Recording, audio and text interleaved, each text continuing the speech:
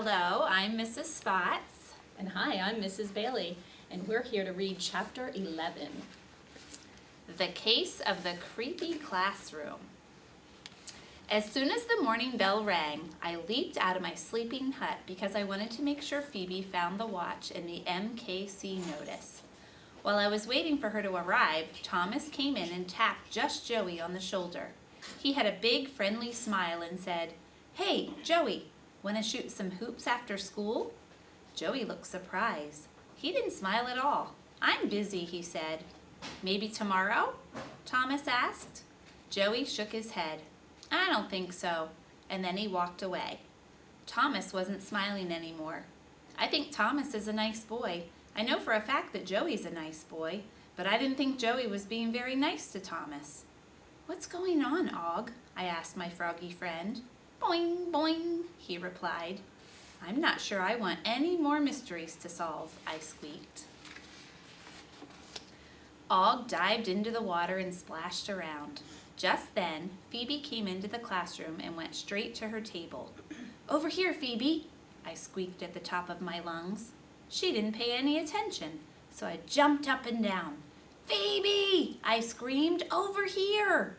She still didn't respond, so I climbed up to the top of my cage. "Will somebody please tell Phoebe to come over here?" I shrieked. I heard Rosie giggle. "Look at Humphrey, he's acting silly." She rolled her wheelchair over to the table for a closer look.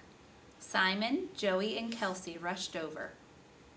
"Phoebe, come see Humphrey," Kelsey said. Thank goodness.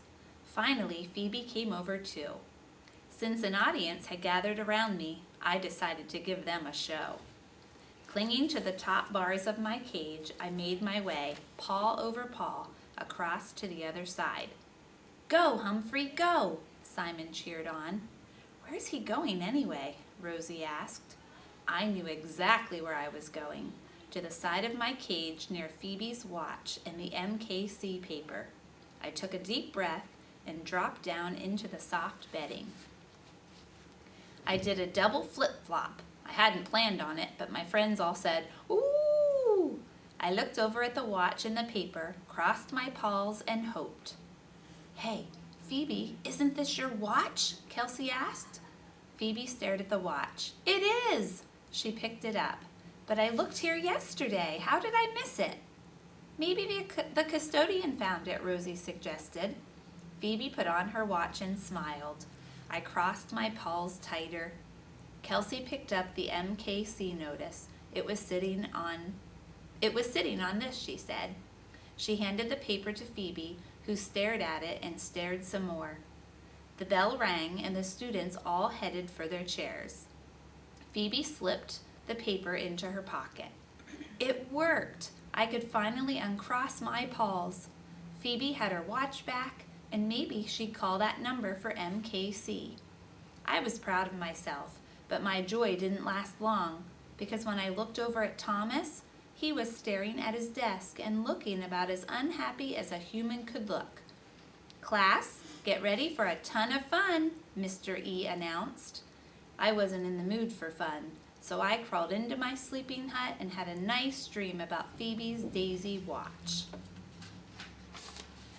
When I awoke, I thought I was having a bad dream. In fact, I thought I was having a nightmare. There were ghosts hanging from the ceiling. There were witches and broomsticks and black cats flying above the bulletin board. And there were leering pumpkins of every shape and size pinned on the board. "Eek!" I squeaked. I don't think anybody heard me. "I'll bet this is the best decorated room in all of Longfellow School," Mr. E told my friends. To squeak the truth, he was probably right, but I didn't think looking at those hideous grinning pumpkin faces and ghastly ghosts all night long would be best for me. "And don't forget, there'll be a costume party on Halloween next week," Mr. E reminded the class. "Eek!" I squeaked again. As if my paws weren't already full of problems, now I had to come up with a costume. Humans just don't realize how much a classroom hamster has to do.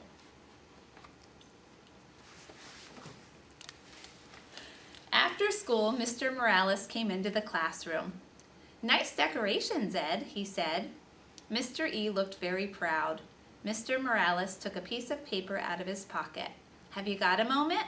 "Sure," Mr. E said. The two men sat in some student chairs. Grown-up humans always look funny sitting in those small chairs. "How have things been going with the class?" the principal asked. "Great," Mr. E said. "The kids are the best." Mr. Morales nodded. "Yes, and I can tell they like you a lot." Mr. E smiled, and I think his red hair glowed a little brighter. "But there have been a few problems," Mr. Morales continued. "Yes, there have," I squeaked. "Problems like Phoebe, Harry, Kelsey, Simon, Rosie, Holly, Thomas." I know all that the principal heard was squeak, squeak, squeak, and it made him laugh. "Yes, Humphrey, I know you're listening," he said. Mr. E cleared his throat. "What, problems?" The principal looked down at the paper. "Well, Mrs. Wright has complained about some safety issues, some injuries, a problem with noise, and a problem with students roaming the halls during class." "Oh," Mr. E said. "I guess Mrs. Wright and I don't see eye to eye." Mr. Morales smiled. "Mrs. Wright does like to follow the rules, but rules are there for a reason after all."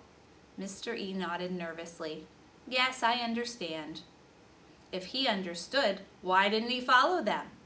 That was part of the mystery of Mr. E. "And a few parents have called to say that they're concerned about a lack of homework," Mr. Morales continued. Mr. E chuckled. "I'll bet the students haven't complained about that."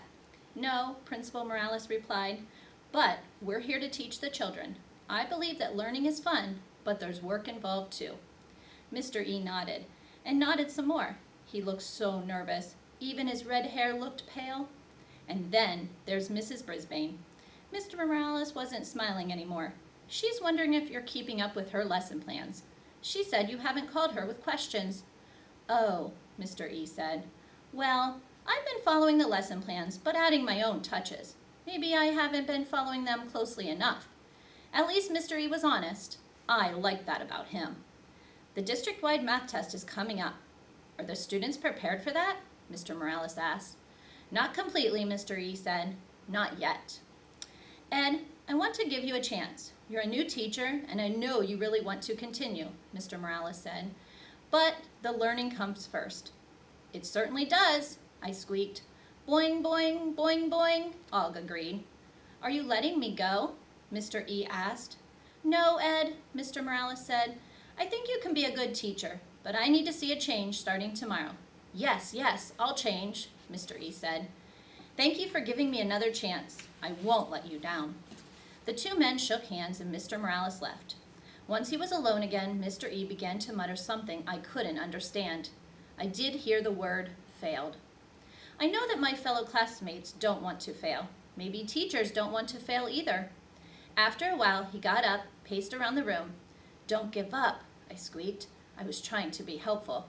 I guess Mr. E heard my squeaks because he looked my way. "I'll tell you one thing. I'm not giving up yet," he said.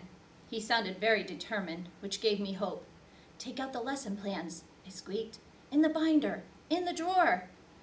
I didn't think he was least likely to listen to me, since he thought of me as an it, but surprisingly, he marched over to the desk, opened the drawer, and took out the binder.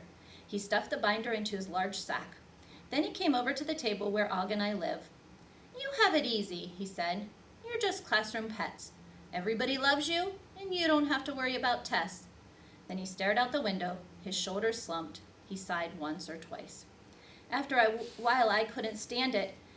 "You can do a better job," I squeaked. "Try, try, try."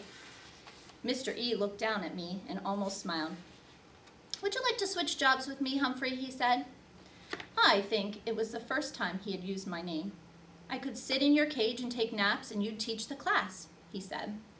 I was sorry to hear that he thought all that I did was sit in my cage and take naps. But then, he didn't know about the lock that doesn't lock. "I really like my job," I squeaked. I was too polite to say that I didn't think Mr. E would be a very good classroom pet. "I really like my job," Mr. E said, "and I want to make this work." "I want this to work too," I replied.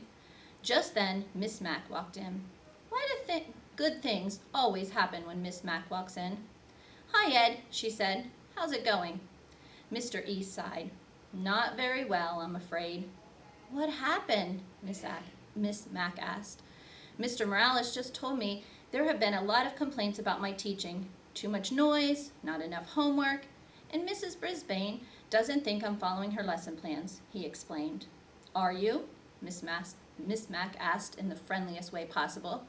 Mr. E shook his head. Yes, and, no? Miss Mack said, oh. She came a little closer to my cage and leaned down. Hi, Humphrey, she said with a wink. I really want to be a teacher, Mr. E said. There were no job openings, so I signed up to be a substitute. That's how I got started, Miss Mack said. Yes, and if she hadn't, I wouldn't have my wonderful job. I've never told anybody what happened, Mr. E said. Miss Mack smiled. I'm a good listener. Mr. E nodded. Okay. Listen up, Og, I squeaked to my neighbor. Maybe we'll solve the mystery of Mr. E. Boing, boing, Og agreed. My first day as a substitute was a nightmare, he said. I tried to teach the kids, but they wouldn't be quiet, wouldn't sit down, wouldn't listen to a word I said. When I tried to give them homework, they threw paper wads at me. What? I squeaked. That was rude, rude, rude. Boing, boing, boing. Og was as shocked as I was. Miss Mack was surprised too. Was that at Longfellow School? She asked. No, Mr. E said. I tell you, I was ready to give up teaching forever, and I decided that the next time I got an assignment, I'd make everything fun. If the kids liked me, maybe they'd behave better. I understand, Miss Mack said, but you can have fun and learning at the same time. Students can have respect for you and like you at the same time. Look at Mrs. Brisbane. Yes, look, I squeaked. I wish I knew her, Mr. E said. This is such a great class, and I don't think I've lived up to her standards. But it was so awful to know that the students in the first class didn't like me. You'd think I'd have learned it by now, but sometimes I forget. Teachers are humans. I have no idea, Miss Mack said. I have an idea, Miss Mack said. I'm going to visit a friend tonight, and I'd like you to come along. Are you free? Yes, Mr. E said, but I have to prepare for tomorrow. Miss Mack smiled mysteriously. I think you can do both. Before long, they were gone. Og, I'm sorry to say I thought Mr. E just didn't care, I told my friend when we were alone. I'm glad I was wrong. But I wonder if Mrs. Brisbane still cares. Boing, Og sounded confused. She's abandoned her students to go off and become a ballerina, he explained. That doesn't seem right. There, I'd said it. I love Mrs. Brisbane with all the heart a small hamster has to offer, but I had to admit I was pie-whacked by her behavior, and a little disappointed. I guess Og was disappointed too, because he dived into the water and splashed wildly. I'm not one for splashing, so I hopped on my wheel for a good long spin. Humphrey's Dictionary. When you solve a mystery, you might learn some shocking information involving badly behaved students.